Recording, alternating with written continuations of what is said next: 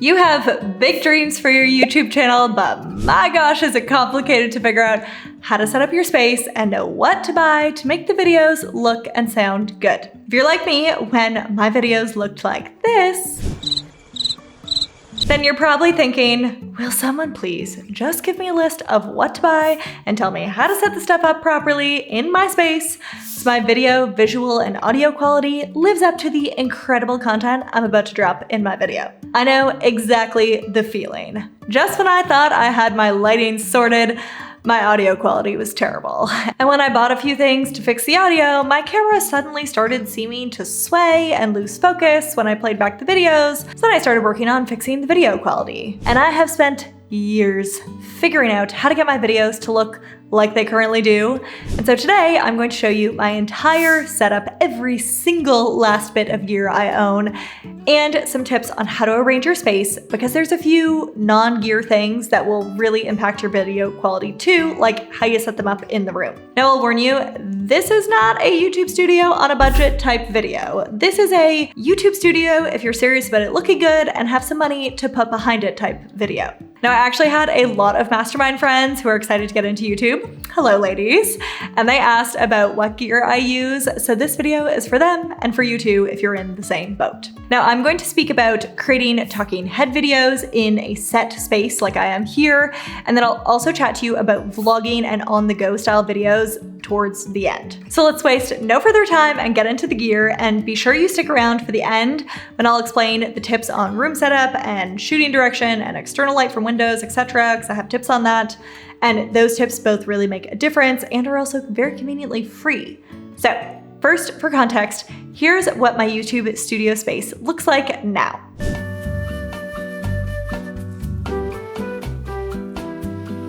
And next, let's walk through all the items. Item number 1, my camera for $2,498. I have the Sony a7 IV. Shout out to Nico, my team member Helen's husband, who is the camera gear nerd. Nico asked me a ton of questions about what kind of videos I'd be making, told me then exactly what to buy, and then came to my house and actually told me how to set it all up, and pretty much what I'm doing for you in this video. So when I say apparently, it's because I'm clueless about cameras, but Nico told me, and clearly what he says works.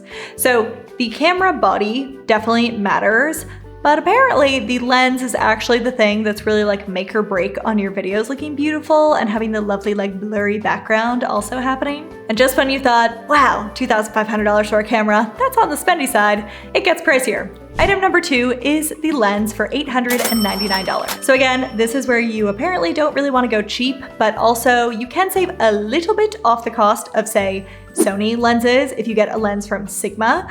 It's apparently just as good of quality, but slightly more affordable. So my lens is the Sigma 16 to 28mm f2.8 DGDN Contemporary. It's such a long name.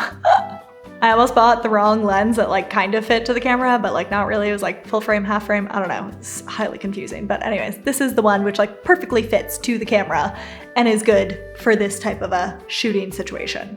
Item number 3, a tripod for $66. This is one area I don't think that you really need to go for the priciest thing in the world. You could probably save a few pennies here. I have the Joby Compact Action Tripod. I had another pricier one before, but then when I was traveling, I realized I needed something lighter and smaller to fit into my suitcase when I was on trips, but which could still hold my kind of heavy camera, and this one does that. Plus, putting your camera on and taking it off this tripod is so much easier with Joby's system than with other tripods I've used in the past. Item number 4, a teleprompter for $149. So if you're doing talking head videos like me, you need a teleprompter for 2 time and money saving reasons.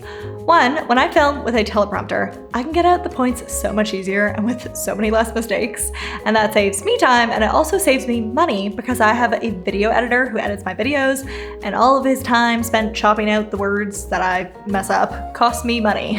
Or if you're editing videos yourself, it's going to save you the time/lost earnings of the fact that editing your videos will probably take twice as long if you're not using a teleprompter versus if you are. So this is a massively great ROI type purchase, which by the way, if you're wondering who the video editor is, we have the wonderful Justin from VidPros.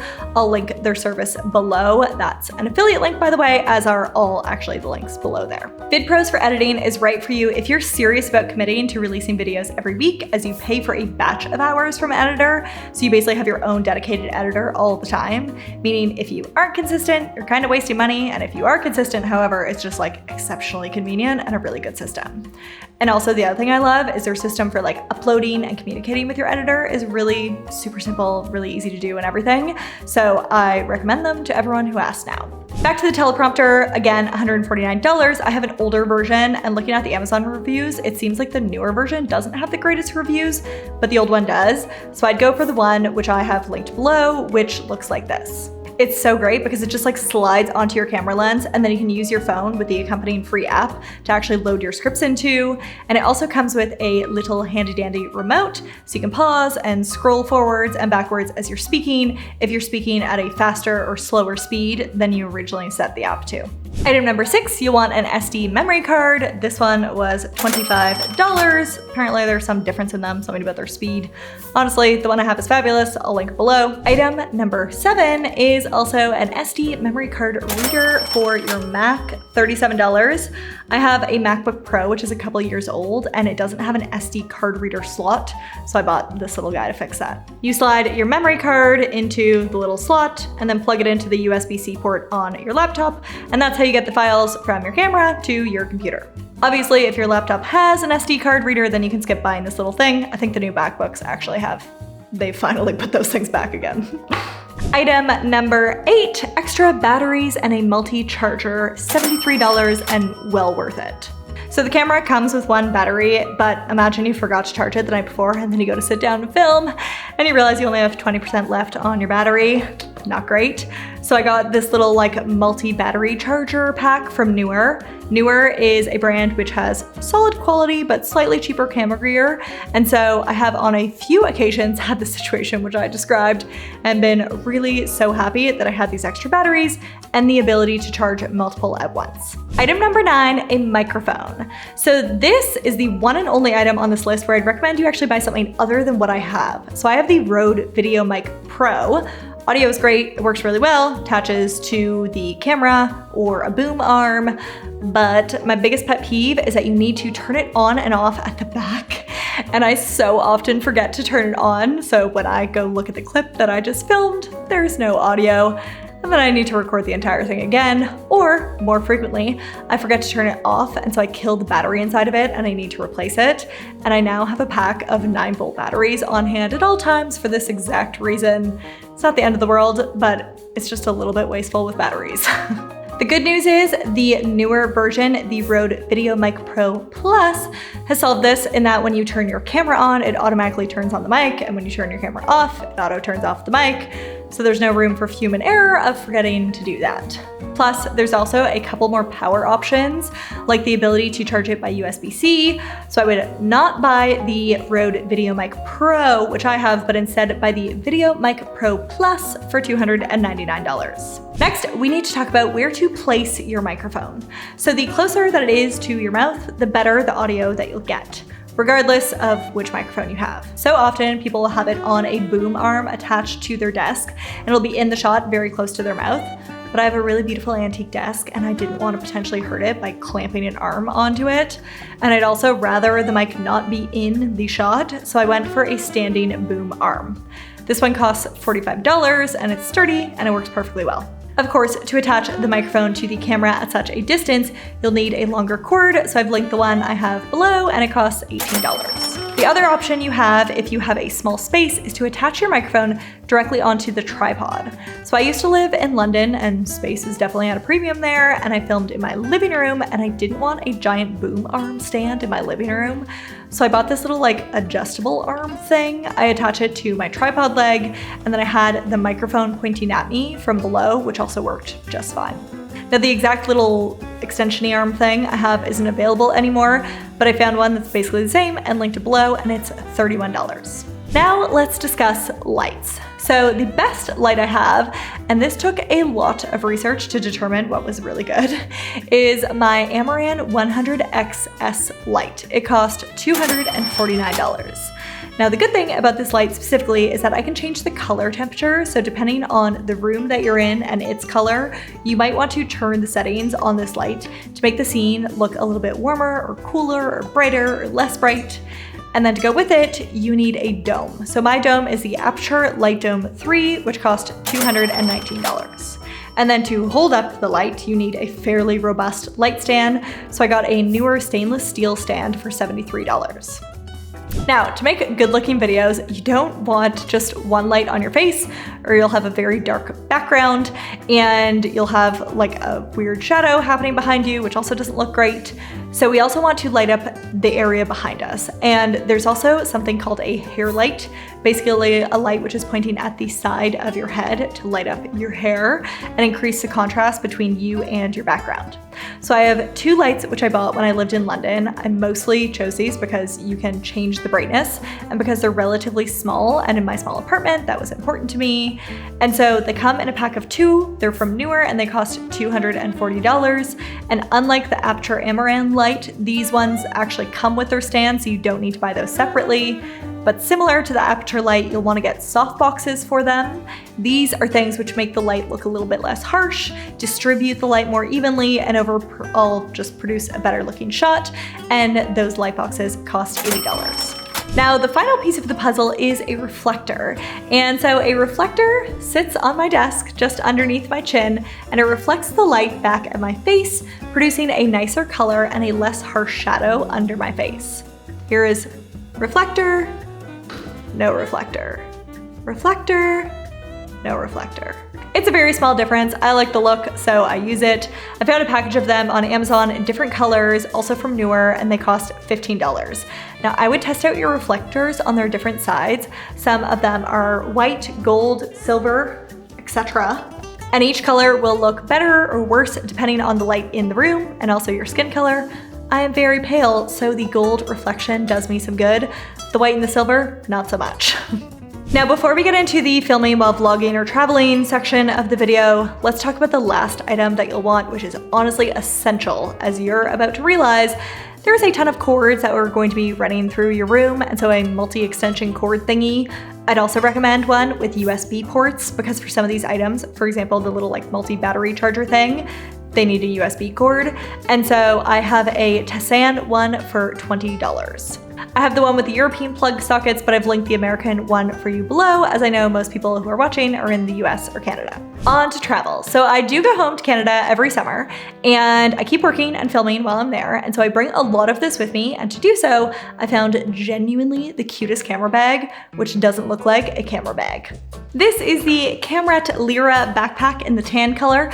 It also comes in olive and black, and it's the only thing you actually can't buy on Amazon in this list. I think it's a small Australian company which makes them, and so you can get them on their site, which I'll link below. It costs $229. And when I travel, I bring almost everything which I've mentioned so far, except for the lights and the giant boom stand arm thing for the microphone. In that case, I just go back to using the funny little adjustable arm and then attach it onto my tripod leg to attach the microphone to. And my sister also has some basic lights at her place, so I make do with those anytime that I'm in Canada. I do have to say, if anyone has some really easy, like packable lights solution that they like for traveling, do please comment below and tell me. I would love to be able to bring my own lighting with me easily, but only if it like realistically is fairly okay to put in your suitcase. Okay, and finally, on the go shooting. So this camera, while incredible, is an absolute pain to shoot with when you're out of the house. It is so giant and noticeable, and I honestly just don't at all like to bring it with me to places.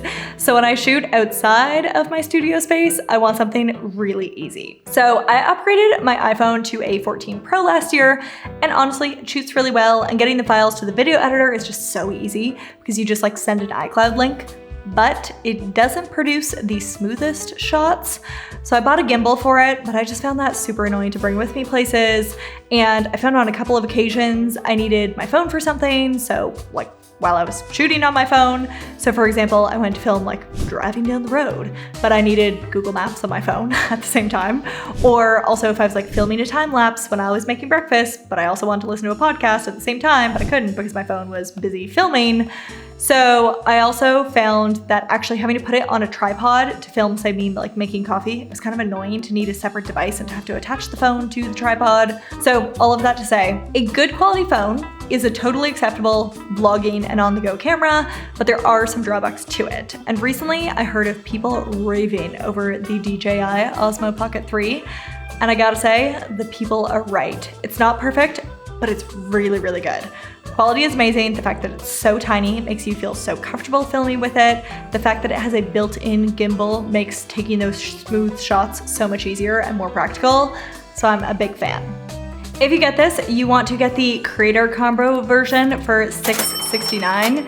You'll also need to buy a little micro SD memory card for it. Mine cost $29, and it also came with this little micro SD memory card adapter thingamajob. And that is the gear with a total cost of $5,963. I honestly didn't know how much I had spent before when I did this video. So yeah, this was obviously not a cheap endeavor.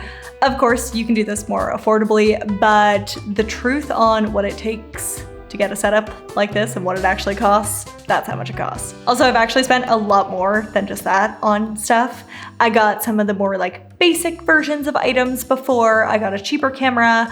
I think I had the Canon G7X before, which I was using as a camera. I got some cheaper lights from Newer that like you couldn't change the color temperature on. And then I learned I probably would have been better off just going with good stuff from the start because you just end up replacing the cheaper stuff over time. But anyways, on to the actually free stuff. How to set up your room, where to place your lights and why, and what to do about lights from windows, etc. So here's my main tips. 1, block out all external light. Reason is natural light is more inconsistent. So if a cloud goes in front of the sun and suddenly the light in your room totally changes, it again makes a lot more work for your video editor if they're dealing with trying to fix that. I'm about to get curtains for this room, and when I do, I'm gonna get really thick blackout curtains.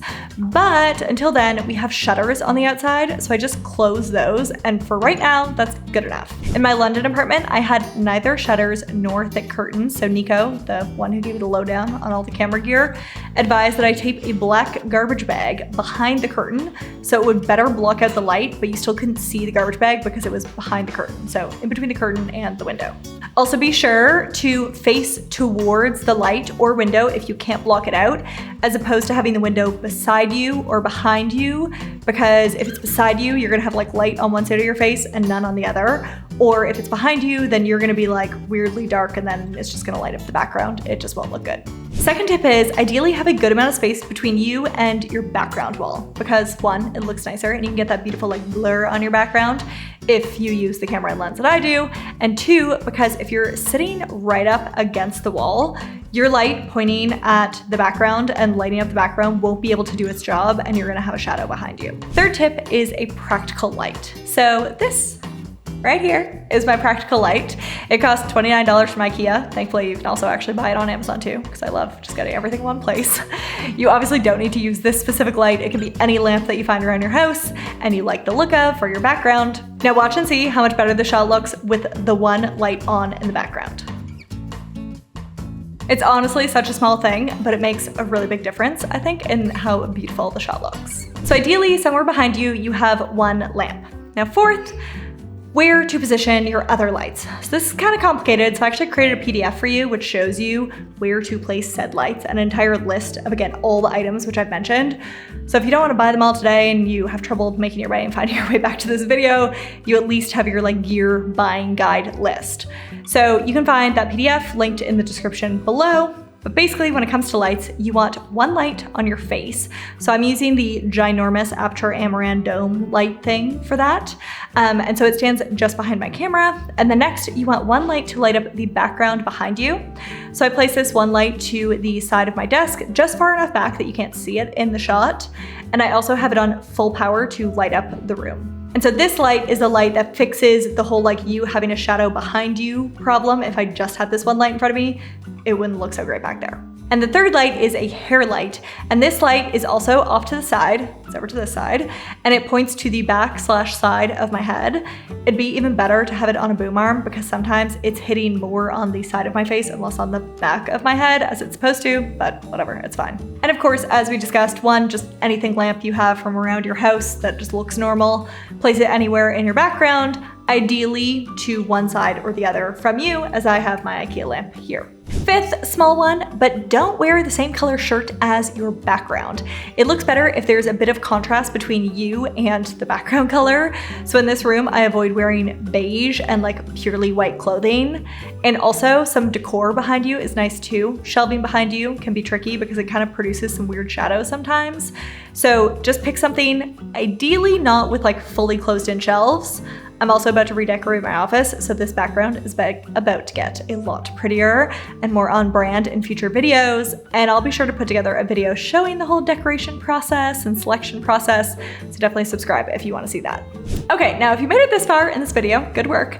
I have two fabulous things for you as a congrats for getting to this point.